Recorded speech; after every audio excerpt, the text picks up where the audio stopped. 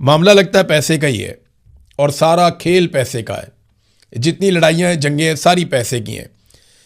तुर्की के सदर तैयब उर्दगान ने एक स्टेटमेंट दिया है। उन्होंने कहा जी कि अमेरिका ईरान जंगबंदी से इसराइल जो है वो नाखुश है और इसराइल कोशिश कर सकता है कि जो मुज़ाकराती अमल है वो सबोताज हो जाए और उसको इस बात की इजाज़त नहीं देनी चाहिए। रजब तैयब उर्दगान ना अमेरिका के बारे में कोई बात कर रहे हैं, ना ईरान के बारे में कुछ बात कर रहे हैं, वो लगातार इसराइल के बारे में बात कर रहे हैं और वो ये कह रहे हैं ये आग इसराइल की लगाई हुई है, नेतन्याहू इसके लिए जिम्मेदार है, लिहाजा यहाँ पे काबू करो। वो बार बार असल मसले की तरफ निशानदेही कर रहे हैं और रजब तैयब उर्दगान ने अपना टारगेट बिल्कुल सीधा रखा हुआ है और यही एक वजह है कि तुर्की इन मुज़ाकरात को होस्ट नहीं कर पाया क्योंकि इसराइल को इस पर एतराज़ हो सकता था। देखिए, ये मुज़ाकरात उस मुल्क में होने थे जिस पे इसराइल को भी एतराज़ ना होता, ईरान को भी एतराज़ ना होता और अमेरिका को भी एतराज़ ना होता। तो पाकिस्तान ने इस तरीके का तर्ज अमल रखा है कि आज इसराइल को भी पाकिस्तान को इतना ख़तरा या कोई बुरा नहीं लगता, ना अमेरिका को। और ईरान के मामला जो है वो आपके सामने मैं पहले ही आपको एक वीलॉग में बता चुका हूँ। लिहाजा ये मुज़ाकरात दोबारा पाकिस्तान में ही होंगे और डोनाल्ड ट्रंप किसी और को क्रेडिट देगा नहीं।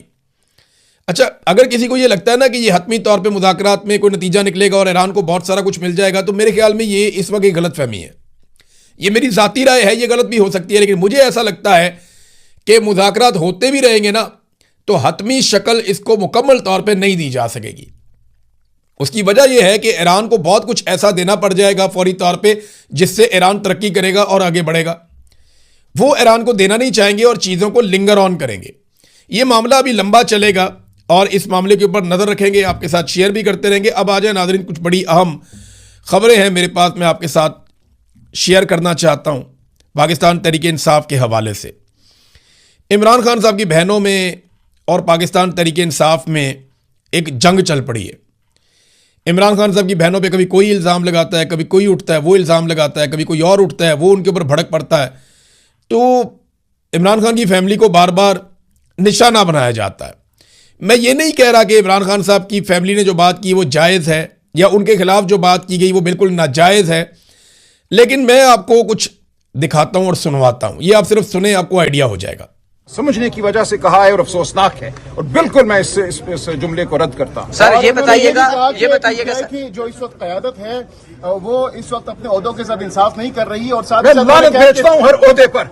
किसी ओहदे की किसी को ख्वाहिश नहीं, कम अज कम मुझे कोई ख्वाहिश नहीं थी। ये ओहदा मुझ पर थोपा गया है। मैंने खान साहब से 10 दफा कहा था कि मैं ये ओहदा नहीं लेना चाहता। ओहदे के बाद 3 दफा मैं उनको पैगाम भेज चुका हूँ। उसके जवाब में एक दफा उन्होंने तीनों बहनों को मेरे दफ्तर भेजा, या कि मेरे सामने बैठी। इन्होंने मुझे कहा कि खान साहब ने कभी जिंदगी में किसी के बारे में ये नहीं कहा कि उससे जाकर मेरी तरफ से ये दरखास्त करो कि वो मत छोड़े इस ओहदे को।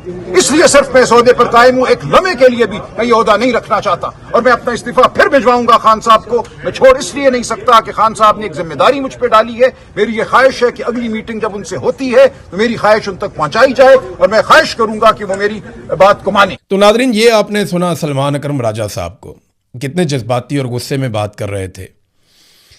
मेरा एक सादा सा सवाल है कि क्या सलमान अकरम राजा साहब इन्हीं जज्बात के साथ पाकिस्तान में जालिमों के सरगना के खिलाफ बात कर सकते हैं?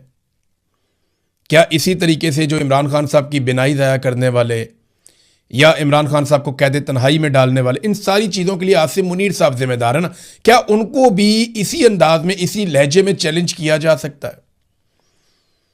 अगर वहां नहीं किया जा सकता तो मैं ये नहीं कह रहा कि इमरान खान की बहनें ठीक कर रही हैं, लेकिन आप उनकी सिचुएशन को नहीं समझ रहे। अपने भाई के लिए आवाज़ उठाना सियासत नहीं होती। अब बजाय इमरान खान साहब की बहनों का तहफ़्फ़ुज़ करने के या उनका दिफा करने के, पाकिस्तान तहरीक इंसाफ ही उन पर इल्ज़ाम लगाना शुरू हो जाती है। इमरान खान इस मुल्क में हुकूमत में रहा, तीसरी मरतबा खैबर पख्तूनख्वा में हुकूमत है और पाकिस्तान का वज़ीर आज़म भी रहा। क्या इमरान खान साहब की बहनों ने कोई सियासी फ़ायदा उठाया या कोई सियासी फ़ैसले किए? नहीं किए। कोई एक वज़ीर, कोई एक सेनेटर, कोई एक MNA MPA जो उन्होंने खुद बनवाया हो? देखें, उनका मसला है कि वो इमरान खान को आज़ाद देखना चाहती हैं, बस इतना सा मामला है। उन्हें तकलीफ होती है जब वो अपने भाई के नाम पर इक़्तिदार हासिल करने वालों को शानदार जिंदगी गुजारते हुए देखती हैं। इस वक्त जब उनका भाई जेल में है, नाबीना हो रहा है, वहां पे कैद तन्हाई में पड़ा हुआ है, वहां पे उस वक्त उन्हें तकलीफ होती है, वो उसके ऊपर रद्द अमल देती हैं। देखिए, आपकी तनकीद जायज हो सकती है इमरान खान की बहनों पे, क्योंकि उनको सियासत का पता ही नहीं है, ना वो सियासतदान है।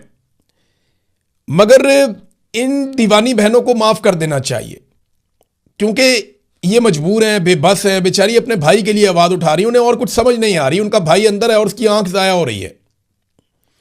जरा एक लम्हे के लिए अपने आप को उस जगह पे रखें तो आपके शिकवे शिकायतें, आपको शर्म आएगी कि आप ऐसे शिकवे और शिकायतें उनसे कैसे कर सकते हैं। ये पाकिस्तान की मिलिट्री एस्टेब्लिशमेंट तो ये जुल्म कर सकती है, क्योंकि उनको किसी रिश्ते का पास नहीं होता।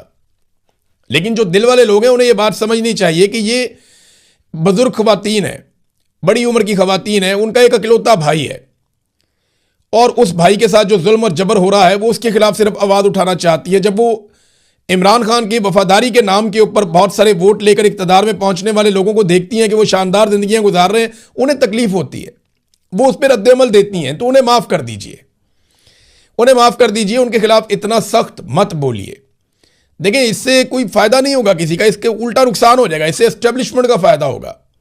एस्टेब्लिशमेंट को यह लगेगा कि हम जो नहीं कर पा रहे थे वो अब हो पाया, और अब वो हो रहा है।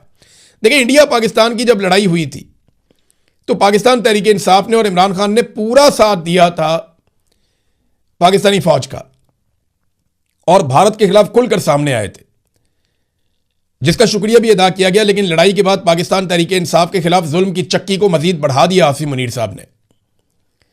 अब एक मरतबा फिर पाकिस्तान को जरूरत थी तो पाकिस्तान तहरीक इंसाफ ने गैर मशरूत तौर पर अपना जलसा खत्म कर दिया कि हम जलसा नहीं करते।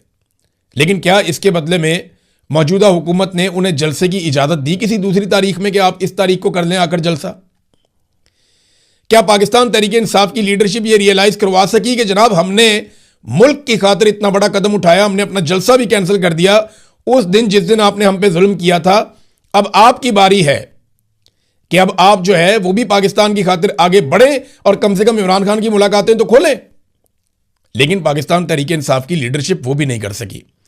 जलसा कैंसिल करना अच्छी बात है, मगर क्या उन्होंने हुकूमत से भी ऐसे ही जेस्चर का मुतालबा किया? तो दिखाई तो नहीं दे रहा। सुहेल अफरीदी अभी तक इस निजाम को एक भी चैलेंज नहीं दे पाए। इस निजाम को सुहेल अफरीदी से अब तक किसी किस्म की कोई मुश्किल पेश नहीं आई, और यह बात रिकॉर्ड पे रखनी चाहिए, क्योंकि लगभग 6 माह हो गए हैं सुहेल अफरीदी को इक्तदार में आए हुए। अब तक मौजूदा निजाम को सुहेल अफरीदी साहब ने किसी किस्म का ऐसा चैलेंज नहीं किया जिससे निजाम को खौफ पैदा हो या निजाम की टांगे कांपे। ऐसा कुछ नहीं किया उन्होंने। यानी छोटी छोटी रैलियां निकाली हैं, मगर कोई बड़ी स्ट्रीट मूवमेंट वो नहीं बना पाए। इमरान खान साहब के जो अहकामात हैं उनके मुताबिक तो मामला हुआ नहीं। जो इमरान खान रिहाई मूवमेंट है वो शुरू की गई, लेकिन वो कहां पहुंची, उसका क्या बना, वो आज कहां खड़ी है, कितने लोग उसके अंदर शामिल हुए, कोई चीज नहीं बताई गई। तो एक लगातार अजीबोगरीब सिचुएशन है पाकिस्तान तहरीक इंसाफ में, और ऐसे में मुझे ऐसा लगता है सिर्फ इमरान खान की बहनें ही हैं जो अब इस वक्त उसके लिए खड़ी हैं। बाकी सारे लोग शायद ज़हनी तौर पे ये मान चुके हैं कि इमरान खान साहब की जो मुज़ाहमत की पॉलिसी है उसके साथ हम नहीं चल सकते। ऐसा लगता है कि शायद ये लोग मान चुके हैं कि ये मुज़ाहमत नहीं कर पाएंगे, ये मफामत के चक्कर में है, और एक आदमी जेल में जेल काट रहा है बैठ के, वो मफामत के चक्कर में नहीं है, वो मुज़ाहमत कर रहा है। तो इस तरह तो कोई नतीजा निकलेगा नहीं, ये हम सब जानते हैं। बहरहाल हम बात करते रहेंगे इन चीज़ों के ऊपर, आइंदा भी बात करेंगे। अब तक के लिए इतनी, अपना ख्याल रखिएगा, अपने चैनल का भी। अल्लाह हाफ़िज़।